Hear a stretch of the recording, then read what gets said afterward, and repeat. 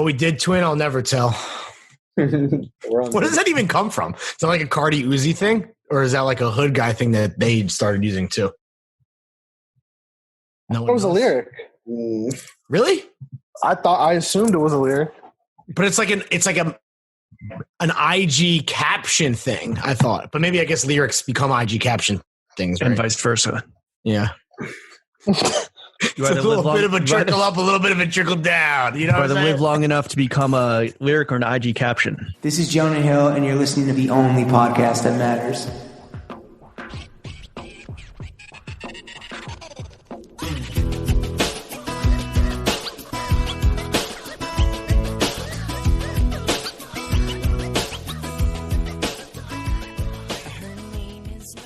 Throw Gang. We are joined by Lung Cancer Larry, William Berg's most eligible bachelor, Sham Nirvana, master of the mixtape cover, Carlos Franco, and myself going finito in the fish tank, James Harris. Welcome to the weekly running of the boys, now available behind the paywall and on a private YouTube link that is unleakable. How's everybody doing?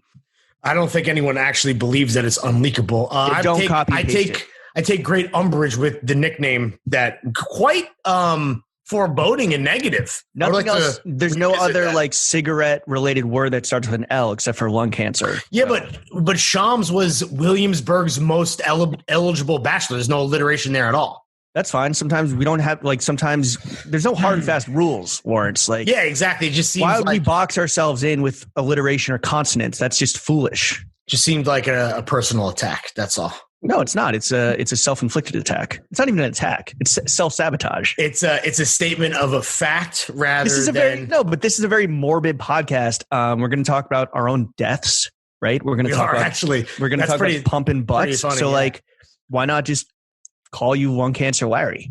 Because Bandana Larry doesn't rhyme or doesn't like have that flow. First of all, it's Headband Larry, not Bandana Larry. For anyone who wants to, keep it a buck and stay within canon. I don't know, because I just went with Headband Larry because that's what I came up with first and foremost. Anyway, how are you doing, dude? We are speaking now for the fifth time today. I hate Fourth. God damn it. It's as if it's our job. The last call we had, the intro of the call, which was with a reporter, was you and I just getting the disgust with each other, having like worked the real actual day, like out of our system.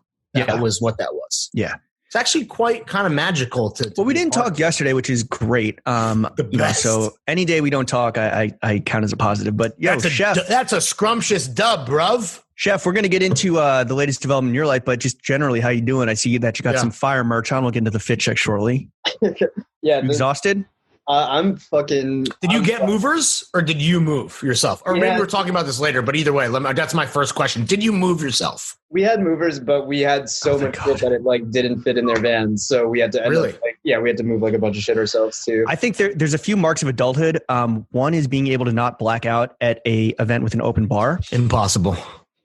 Sure. And two is hiring movers for when you move. I think that's a true mark of adulthood. If you have the means and the fucking foresight to do it, like that is a huge step in becoming a man or a woman. Were you at all worried, James, that Chef was going to ask us to help him move? No. Okay. No. You weren't. I think you never once questioned or doubted the kid? I never thought so because he's moving in with like 4 other dudes. Like they got this. Also, I think that asking friends to help you move, I think, has become like an actual taboo in 2020 in society generally, because it's been right now in Quar, I guess so I didn't shamed think about in that, but no, but it's also been so shamed in fucking like sitcoms and shit.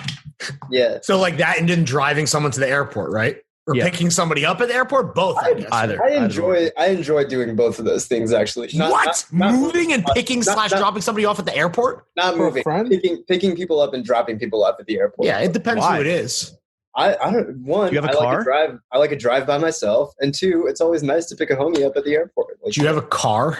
Not in New York, but like back home, I used to drive. Yeah. Yeah, because I guess now it's just like that's the thing. It's just like Uber, dude. Yeah. No, honestly, if I was touching down in a homie's city and I'm staying with that homie I would hope would be ecstatic to pick me up. The ride is when you get all the small talk, all the bullshit out of the way. Exactly. And maybe start laying the groundwork of a couple bangers to really get the long weekend or the stay started. So I agree, but that's not a New York thing. That's not a New York thing. It's not a New York thing. It's 100% not a New York thing. No way. But yeah, no, that's exactly why I love it too. But anyway, the move was chill. But All right, good. You're in? You're settled? We'll talk about it. Chuck, how are you doing? I'm well. I'm You're really unwell? I'm well. Okay. I'm actually well, the opposite. Yeah. You're about to buy a new rig. We were talking about that. So you've raised thousands of dollars on Twitch. Yeah. No, but don't make fun of him. He's raised a substantial amount of money, and he's copping the new rig, which is what he told everyone he was going to do. Yeah, and then moving forward, with great power comes great responsibility. The rig and your amazing magnetic gaming skills and personality, that will all be going to charity. Everything made on the new rig. That's correct. Cool. It's like the guy that took a paperclip and is trading up for a Tesla. Yeah, for sure. No, it's kind of crazy, Chuck. Because I think that I have been not really tuning into the Twitches as frequently as I was before. But it's really crazy when I heard how much you raised. The fact that you are able to like buy yourself a new fucking set of hardware is nuts and like a testament to Pal Nation. I don't know, just like your vision and also just like perseverance. So kudos to you, my friend. Well, how long has Pal Nation like really been active on Twitch? Like how long did it take you to raise X amount of dollars? 6 weeks. How many hours have you put in? Yeah, that's the thing. I can't count. 6 weeks, but when you do the hours, it's been years. You know yeah. Yeah, 6 weeks in dog years. Yeah, right. Yeah, in Chuck years. You think it's like 100 hours? No, it's way more than that. More than 100? You think it's like 700 hours? My first week, I did like 40 hours. Bro, that's a job. He put in his 10,000 hours to get a Bloomberg terminal. That's a full-time job.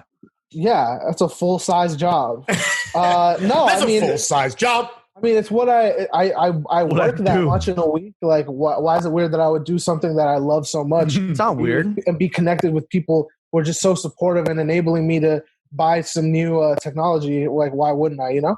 Damn, the only person you didn't think there was the big man upstairs. I mean, respect. And the goddamn motherfucking boys who are licensing you the Throwing Fits brand name for free. Sorry, excuse me. The men upstairs. That would be Jimmy and Larry overseeing the whole the master puppeteers, the marionettes of the whole failing upwards. I mean, listen, we already have fucking free real estate in every fucking bullshit podcast that's out there. Might as well also have it in the beautifully robust dome pieces of our Groms. Yeah, happy to report that looks more normal sized. Happy to report that the Throwing Fits cottage industry is booming. Yeah. Thanks, guys. Good job, everybody. Keep doing what you're doing. It's very cute. We love it. All right, Larry, you want to a fit check or let's do a fit check.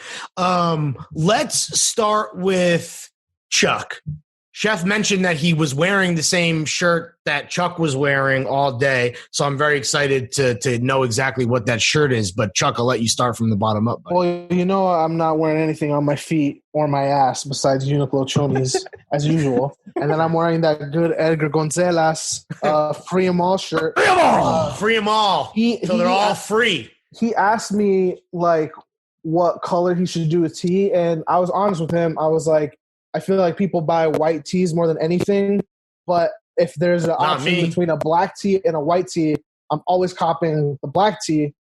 So I'm glad that this came in a darker color because I drop a lot of gamer fuel on my clothing. Yeah. What a Baja Blast! I think that's also like a as me and you, fellow bigger boys, husky individuals. Nipsman? Yeah, exactly. Like, I don't mind a washed black tee. Does the black hide your nipples? I feel like it does. Yeah, 100%, bro. Are you kidding me? Black hides everything, bro. It's the abyss. Yeah. I mean, okay. 3D texture? Yeah, I guess like shadows kind of blend into it. So yeah, I definitely shout out all the bigger boys out there who are looking to cop black tees. We unfortunately have not released a black tee yet, but maybe knowing this information now, James, maybe you'll hit me with the approval on the next tee being black. You're right. Everything does stop and start with my approval. All right. That's what I want you to think, bro.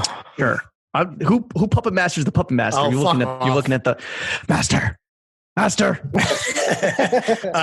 then that's it, Chuck, right? You're just done? Yeah, glasses. I mean, a 2-item fit check. Love the efficiency. Shout out Edgar.